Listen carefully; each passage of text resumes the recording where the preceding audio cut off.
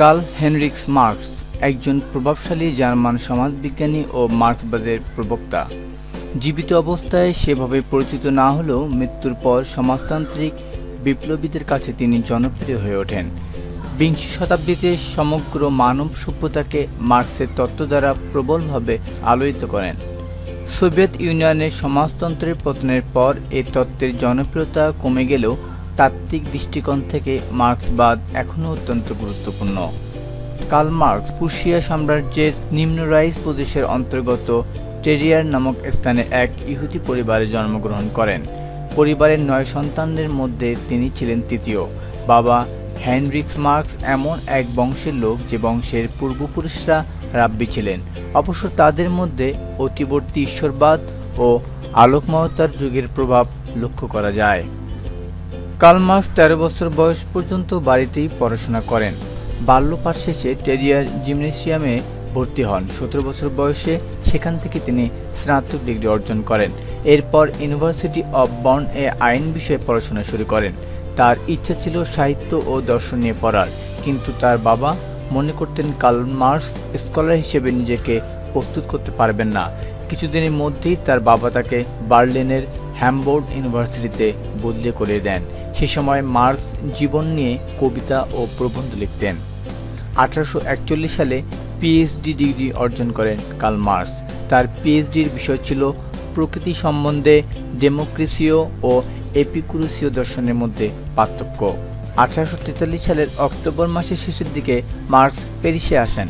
এই সময় German, British, পোলীয় ও ইতালীয় বিপ্লবীদের সদর দপ্তর হয়ে উঠেছিল।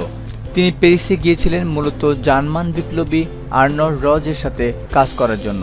সেই সময় ফ্রিডরিখ এঙ্গেলস প্যারিসে গিয়েছিলেন মার্ক্সকে 1840 সালের বাস্তবতায় ইংল্যান্ড কর্মজীবী মানুষের অবস্থা অবহিত করতে।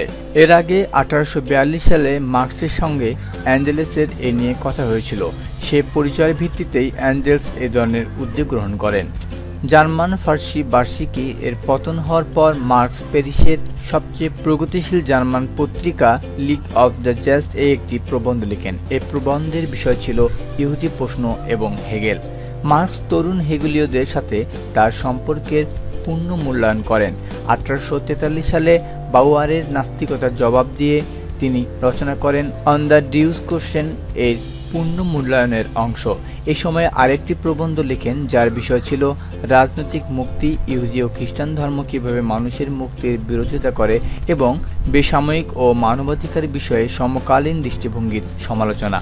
প্রত্যেক সাম্যবাদী অ্যাঞ্জেলস মার্ক্সের অর্থনৈতিক গবেষণাকে পথ দেখিয়ে নিয়ে যান এবং কর্মজীবী শ্রেণীর অবস্থার প্রতি তার উৎসাহ সৃষ্টি করেন।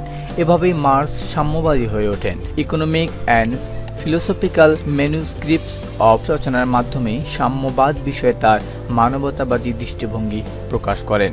পুঁজিবাদী সমাজে বিভিন্ন কর্মজীবী শ্রেণীর বিপরীতে সাম্যবাদী সমাজের সম্পৃক্ত কর্মজীবী শ্রেণীর কথা বলেন।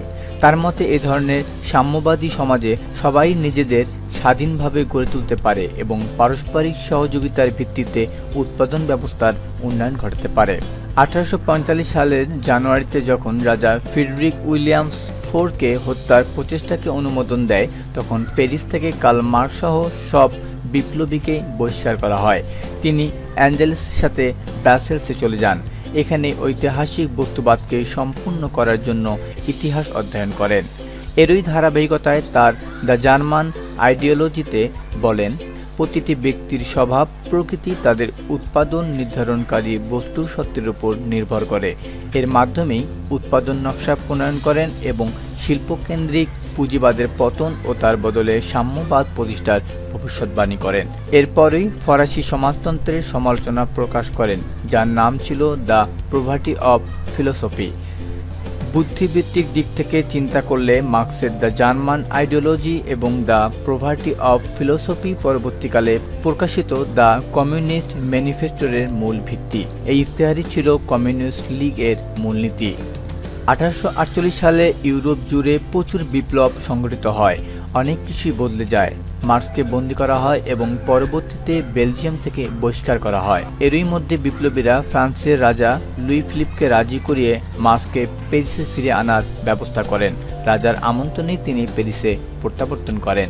এ সময় প্যারিসে জুনডেইজ অপারাইজিং নামে পরিচিত বিপ্লবটি সংঘটিত হয়, যা মার্কস প্রত্যক্ষ করেন।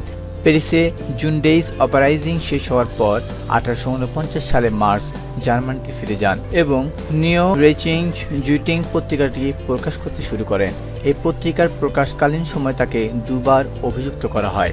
দুইবারই তিনি অব্যাহতি পেয়ে যান, কিন্তু এই ধারাবাহিকতায় আরও বাধা আসতে থাকে। একসময়ে পত্রিকাটি নিষিদ্ধ ঘোষিত হয় এবং তাকে প্যারিসে ফিরে যেতে বাধ্য করা হয়, কিন্তু প্যারিসে তাকে শরণার্থী হিসেবে গ্রহণে অস্বীকৃতি জানায়।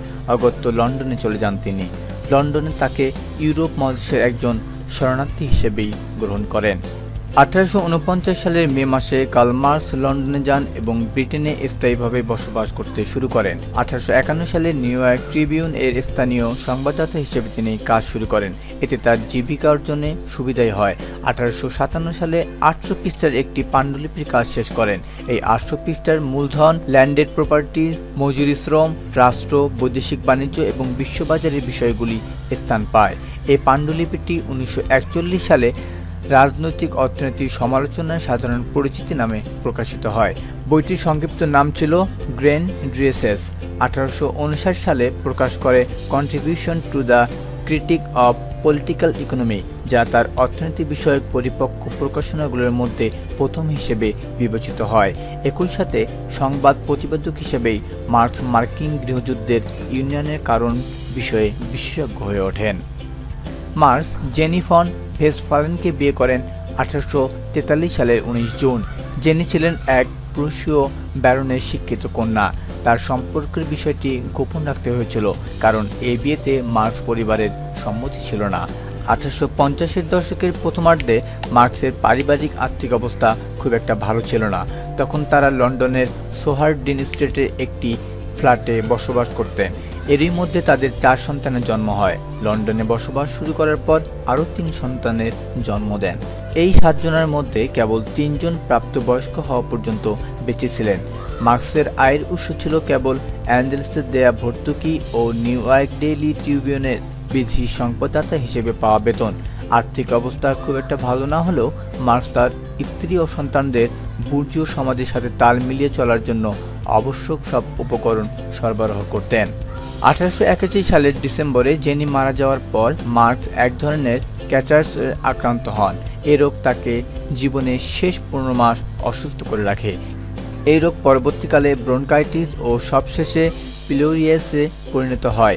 এই রোগের কারণেই 1883 সালের 14 মার্চ তার মৃত্যু হয়। মৃত্যুর সময় মার্কস কোনো জাতীয়তা তথা দেশ ছিল না। তাকে 17 মার্চ লন্ডনের হাইগেট সেমিটারিতে সমাহিত করা হয়। তার সমাধি ফলকে 2টি বাক্য লেখা আছে।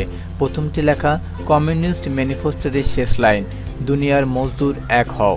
এরপর লেখা 11তম থিসিস অন ফায়ারবাক এর অ্যাঙ্গলীয় সংস্কারের বিখ্যাত উক্তি।